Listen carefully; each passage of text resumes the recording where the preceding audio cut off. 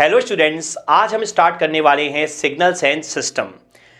Basically अगर मैं subject की एग्जामिनेशन पॉइंट ऑफ व्यू से इंपॉर्टेंस की बात करूं तो इस सब्जेक्ट से आप हर एक कॉम्पिटिटिव एग्जाम में 8 to 10% मार्क्स के क्वेश्चन एक्सपेक्ट कर सकते हैं।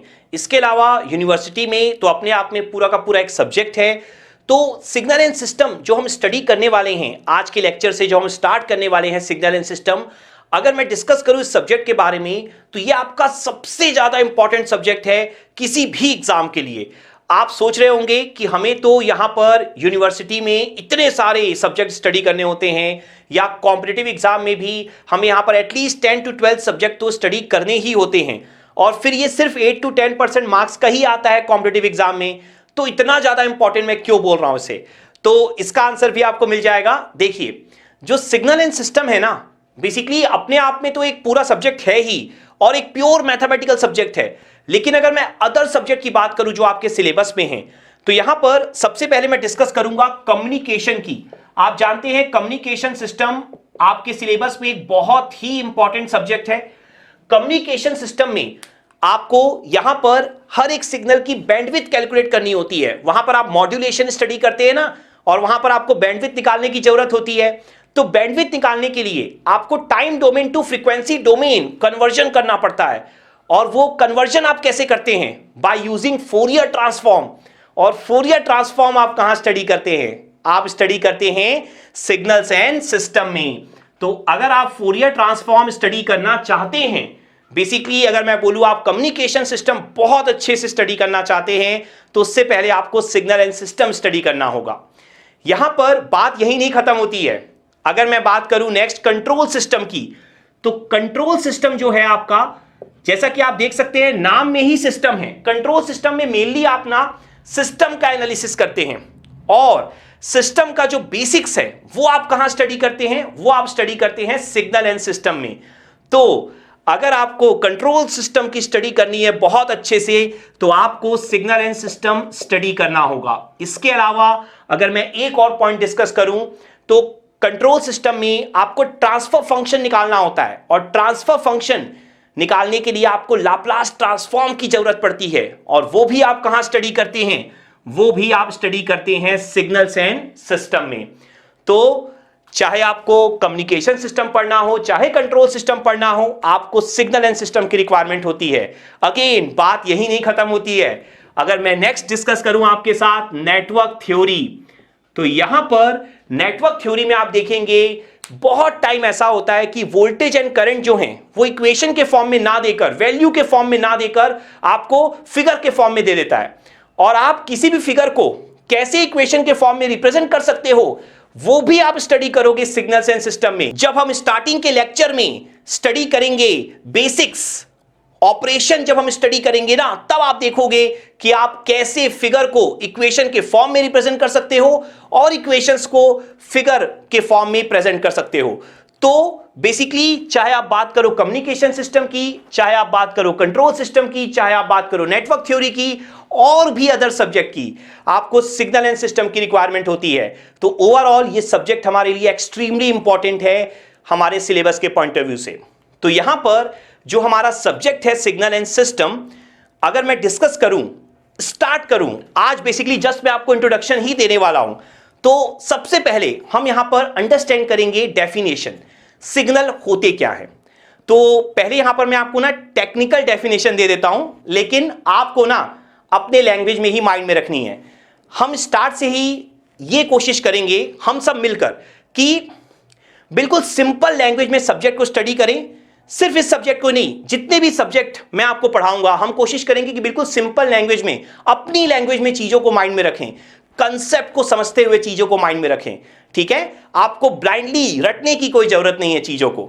तो यहां पर अगर मैं डेफिनेशन डिस्कस करूं तो signal is a function that represent any physical quantity and it contains information about behaviour of phenomena. तो बेसिकली देखो, इस पूरी डेफिनेशन में आपको एक वर्ड मिला होगा इंफॉर्मेशन, बस वही काफी है। तो आप क्या समझोगे कि anything which contains information is a signal. Point समझ में आ रहा है आपको? तो यहां पर कोई भी चीज जिसमें आपको इंफॉर्मेशन मिल रही हो वो आपके लिए सिग्नल है। जैसे अभी मैं आपको पढ़ा रहा हूं, तो वो आपके लिए सिग्नल है, अगर आपको इंफॉर्मेशन मिल रही है तो। वैसे ही सपोज करो आप लोगों को तो इंफॉर्मेशन मिल रही है, आप लोग बड़े अच्छे से बैठकर पढ़ रहे हो, लेकिन यहां पर कोई सिविल का स्टूडेंट आकर बैठ जाए तो उसके लिए ये क्या होगा, नॉइज हो जाएगी। ठीक है, तो यहां पर एक पॉइंट आपको स्टार्ट से माइंड में रखना है, क्योंकि आगे जाकर आपको कम्युनिकेशन सिस्टम भी स्टडी करना है। कुछ लोगों के लिए जो सिग्नल होगा वो दूसरों के लिए नॉइज भी हो सकती है, तो सिग्नल ही नॉइज बन जाएगा, ये पॉइंट आपको ध्यान में रखना है। ठीक है, तो यहां पर अगर हम डिस्कस करें अपने पूरे सब्जेक्ट की, तो जो आपका पूरा सब्जेक्ट है ना, वो बेसिकली आपका 2 पार्ट्स में डिवाइडेड है। तो एक पार्ट है आपका कंटीन्यूअस टाइम सिग्नल और अदर पार्ट है आपका डिस्क्रीट टाइम सिग्नल। तो फर्स्ट हमने मेंशन कर दिया है कंटीन्यूअस टाइम और सेकंड हमने यहां पर मेंशन कर दिया है डिस्क्रीट टाइम। तो यहां पर continuous time signal and discrete time signal में ही आप आगे जाकर देखोगे आपका सिलेबस डिवाइडेड है। तो ऑब्वियसली बात है कि हमें सबसे पहले इनके बारे में अंडरस्टैंडिंग लेनी होगी, हमें इनके बारे में इंफॉर्मेशन चाहिए होगी। तो आप देखो यहां पर जो कंटीन्यूअस टाइम सिग्नल होते हैं बेसिकली वो क्या होते हैं, तो continuous time signals are defined for each and every time instant. तो ऐसे सिग्नल जो हर एक टाइम पर डिफाइंड हो ना, वो आपके होते हैं कंटीन्यूअस टाइम सिग्नल। तो यहां पर आप देख लो, एक बार देखो, अगर मैं आपके लिए फिगर ड्रॉ कर दूं तो एक्स टी वर्सेस टी, और यहां पर आप देखो मैं एक एग्जांपल ले लेता हूं।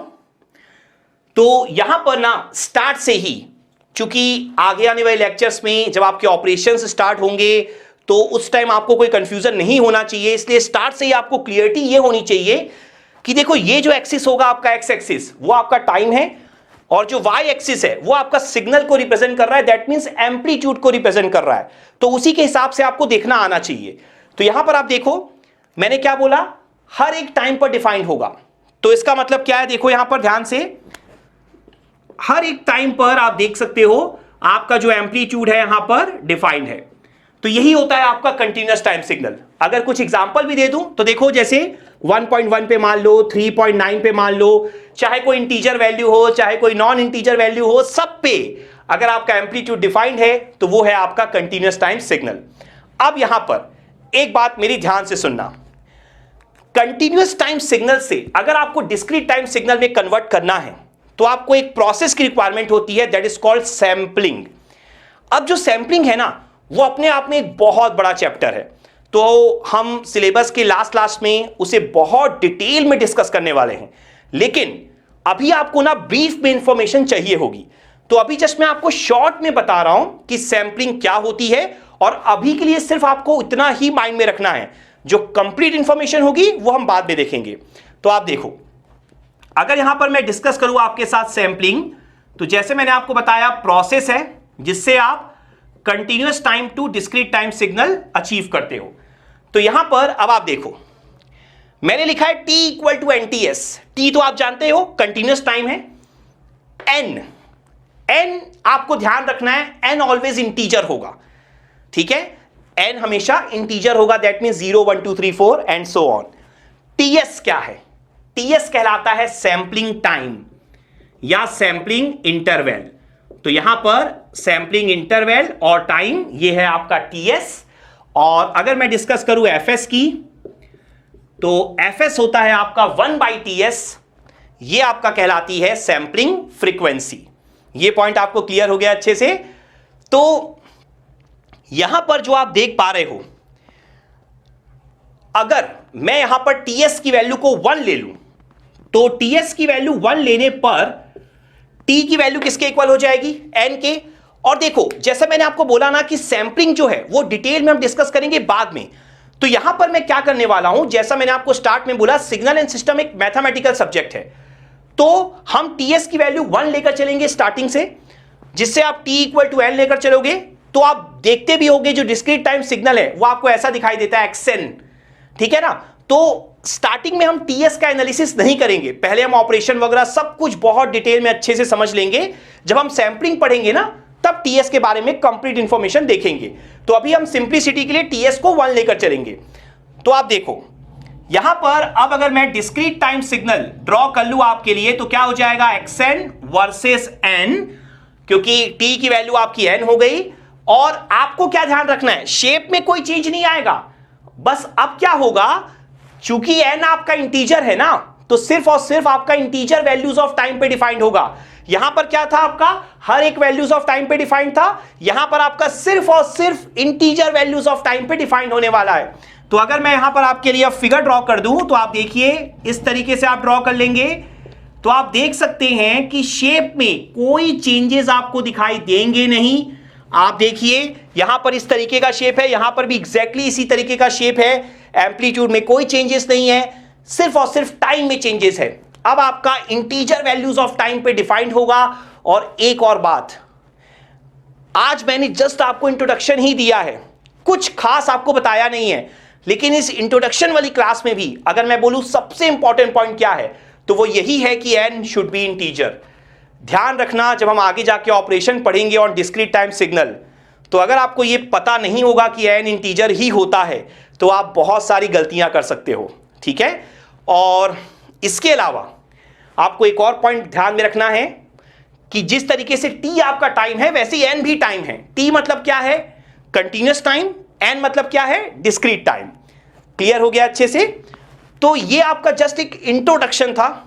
नेक्स्ट लेक्चर से हम क्या करेंगे कि हम कंटिन्यूअस टाइम सिग्नल स्टार्ट करेंगे और कुछ standard continuous time signal study करेंगे।